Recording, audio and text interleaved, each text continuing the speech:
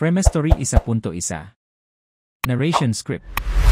Naglabas ng panibagong pahayag si Malabanan.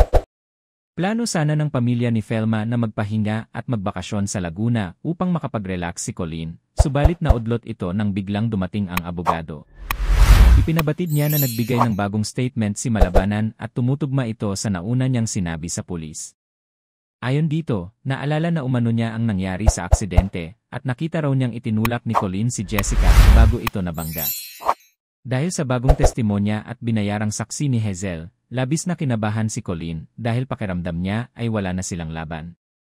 Nag-aalala si Felma na baka hindi kayanin ni Colleen ang sitwasyon at magkaroon siya ng mapanganib na desisyon. Hindi nagtagal, nakita nilang may hawak si Colleen na bote ng sleeping pills habang umiiyak at sinisisi ang sarili sa nangyari. Naniniwala siyang kung mas mahigpit ang hawak niya kay Jessica, hindi sana naganap ang aksidente. Kalaunan, natagpuan nila si Colleen sa loob ng kwarto na wala ng malay kaya agad siyang dinala sa ospital.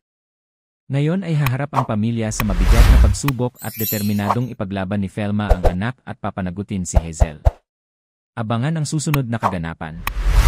Fremestory 1.1.